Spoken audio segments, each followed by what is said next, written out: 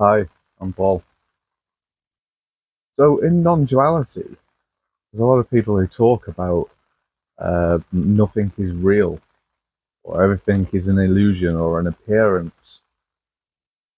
But to say that nothing is real is pretty confusing, because in a way, everything is real, as well as nothing is real. But it just depends how you view it. So if I was to say, if you was asleep and having a dream, maybe a dream you was flying on a plane to Spain or whatever dream you want, and you wake up in the morning and you say, well, that wasn't real. Well, what wasn't real? Flying on a plane wasn't real, I agree. But the dream was real. So the dream was the illusion. So it was the appearance. But as long as you know that that was an appearance or an illusion, then that illusion or that appearance was definitely real. Then this is much the same in our, let's say, waking life with having an ego, or I say a soul, thoughts, ideas, the thought of the I, as in the ego I. So all of these really are just appearances. But it's not right to say that they're not real. We could look at this in a sense of the idea of the projection screen with a image on the projection screen. So we could kind of say the ego isn't real because we can't actually put it in a box, wrap it up. It's not an actual object, but it is just an appearance. The appearance being like the image on the projection screen. So the image on the projection screen you can't wrap up and put in a box. It's not real, but it is an appearance. It's an illusion. As long as you know that that's just an image, then the image is real. The projection screen, what it goes on, you can wrap that up in a box.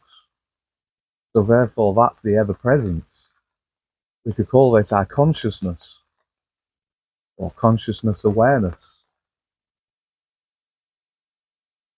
If we were to look at the image on the screen and say that that was actually real, then it would actually not be real, because you're seeing it from a perspective of being real life when it is only an illusion. But as long as it's seen as an illusion, then it's always real. So if you see the ego as an illusion,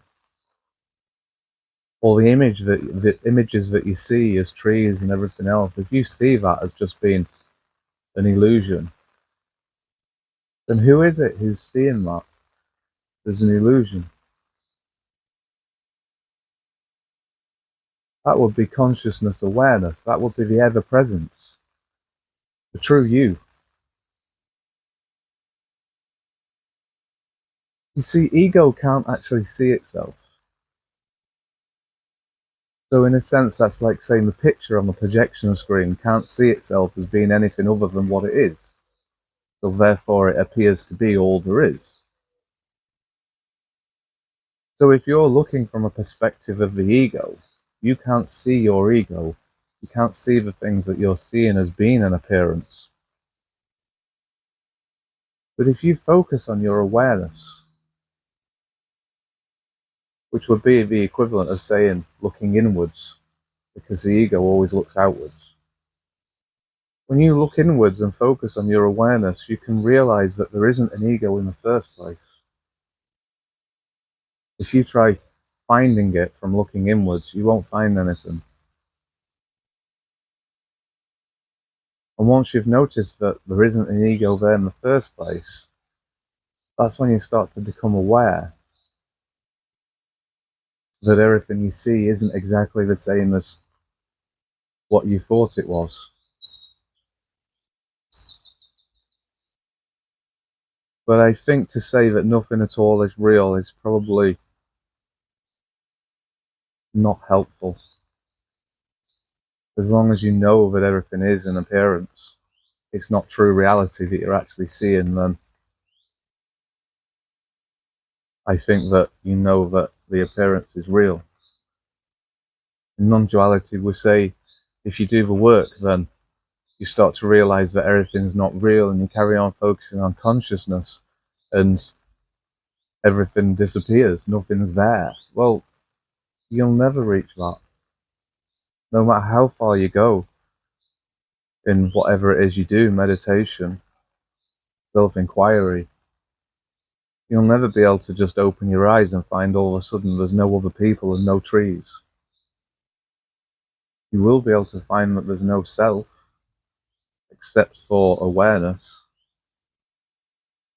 but the illusion will always continue. But the main difference will be is the illusion won't fix to anything. Because you're looking from awareness and you see that the ego isn't real. And the ego is the I, what everything attaches to. Once you start to see that that's not real, you start to see that the appearances out there don't attach to anything. So in a sense, thoughts do still happen, even when you've lost your ego. They just don't seem to attach to anything. Even some emotions sometimes happen as well, but they just don't really attach to anything. So in a way, we're just saying that this appearance, what we see, seems to continue just the same as it always did. But there's no I, there's no personal that it attaches to. Anyway, thanks very much for listening.